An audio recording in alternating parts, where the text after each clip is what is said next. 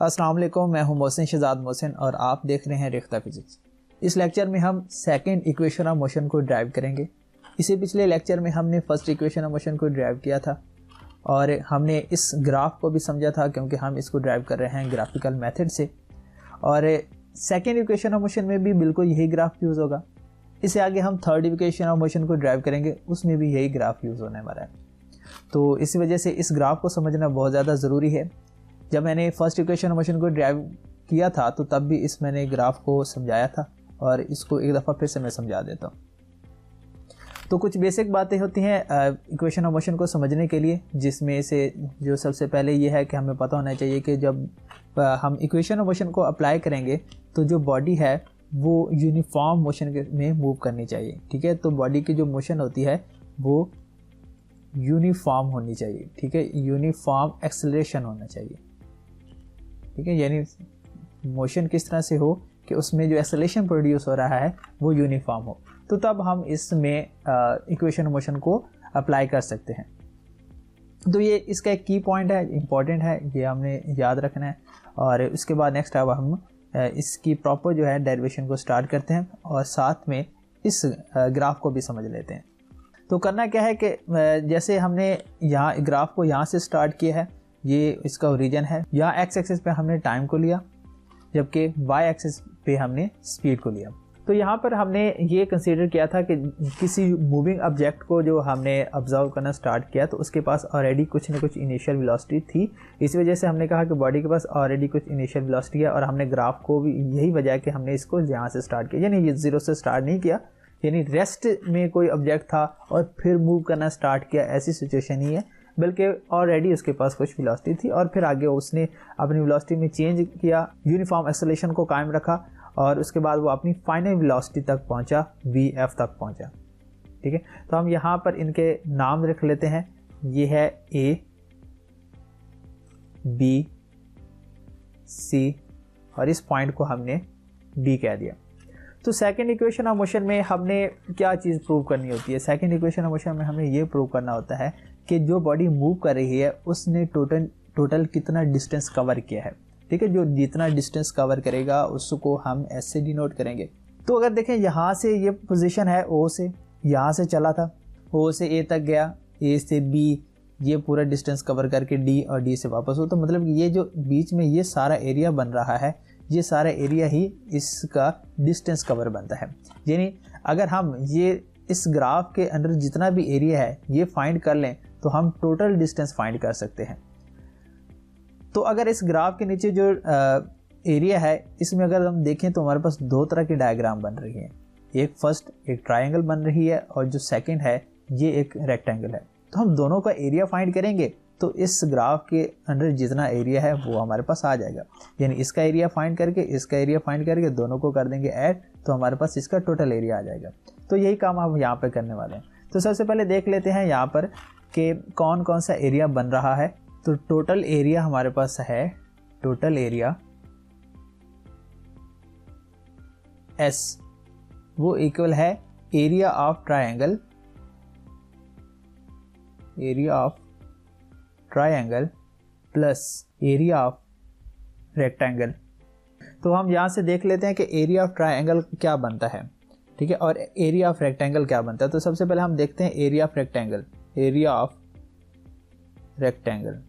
अब इसका एरिया क्या बनता है, और यानी पूरी एक रेक्टेंगल कौन सी बनती है यहाँ पर, ओ ए सी डी। तो पहले तो हम लिख लेते हैं कि रेक्टेंगल है कौन सी, ओ ए सी डी।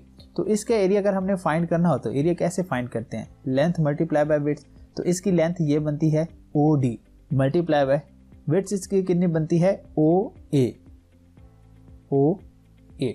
और यहाँ हमें पता है कि जो ओ ए डिस्टेंस है, ओ ए डिस्टेंस है ये इक्वल है सी डी के और ये इक्वल है इनिशियल वेलोसिटी वी आई के। ऐसे हमें पता है जो ओ डी डिस्टेंस है, ओ डी ये इक्वल है ए सी के और ये किसके इक्वल बनता है, टाइम के।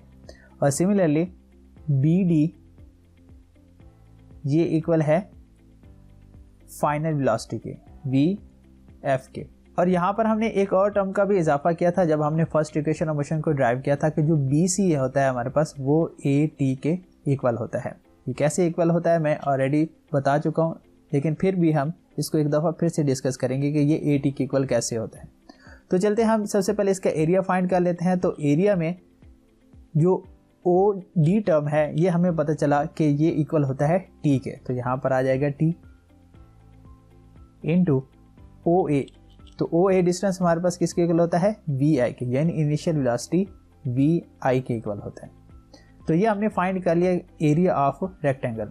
तो अब हम फाइंड करेंगे area of triangle, area of triangle.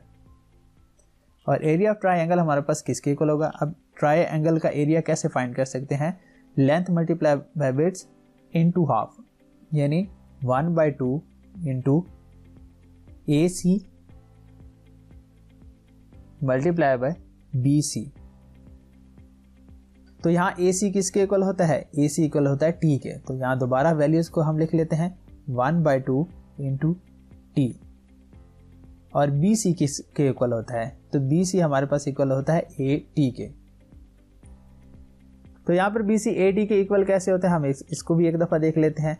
यहाँ पर जो बी सी होता है, बी सी ये इक्वल होता है B D minus C D के इक्वल होता है, ठीक है। यानी इस पूरी लेंथ में से बी डी में से अगर हम सी डी को माइनस कर दें तो बाकी बी सी बचता है। और अगर यहाँ से देखें तो ये बनता है वी एफ फाइनल वेलोसिटी, ये बी डी जिसको हमने पहले यहाँ पर लिखा ये इक्वल होता है फाइनल वेलोसिटी के। और जबकि जो सी डी है हमारे पास वो इनिशियल वेलोसिटी के इक्वल होता है, ठीक है, माइनस इनिशियल वेलोसिटी। और ये v f minus v i first equation of motion के अकॉर्डिंग ये इक्वल होता है ए टी के, ठीक है। तो यहाँ से हमारे पास जो बी सी होता है ये ए टी के इक्वल होता है, और यही वजह कि हमने यहाँ पर ए टी लिखा और फिर हम इसी वजह से यहाँ पर भी ए टी लिख रहे हैं। अब दोनों एरिया हमारे पास आ चुके हैं, area of rectangle and area of triangle. इन दोनों एरिया को कर देंगे सम, तो हमारे पास जो टोटल डिस्टेंस या टोटल एरिया आ जाएगा, total area is equal to s is equal to, अब यहाँ से देखें वी आई टी, ये मैंने कैसे लिखा, इसी को अगर मैं दोबारा लिख दूँ यहाँ पर तरतीब के साथ तो ये बनता है वी आई टी, यानी initial velocity into time, plus अब ये जो मैं वैल्यूज पुट कर रहा हूँ यहाँ इस इक्वेशन के अंदर पुट कर रहा हूँ, यहाँ पर क्या है area of triangle into area of rectangle, तो प्लस और है जिसको मर्जी पहले लिख दें। तो यहाँ एरिया ऑफ रेक्टेंगल की वैल्यू हमने यहाँ पर लिखी और प्लस करेंगे एरिया ऑफ ट्रायंगल जो कि बनता है 1/2 ए, अब क्योंकि टी टी से मल्टीप्लाई हो जाएगा तो ये बनेगा टी स्क्वायर। तो फाइनल हमारे पास इसका रिजल्ट बनता है s is equal to v i t plus half a t square, और यही हमारे पास सेकंड इक्वेशन ऑफ मोशन होती है, और जो कि हमें बताती है total distance cover by body, कि एक बॉडी ने टोटल कितना डिस्टेंस कवर किया। तो नेक्स्ट लेक्चर में इंशाल्लाह हम थर्ड इक्वेशन ऑफ मोशन को ड्राइव करेंगे।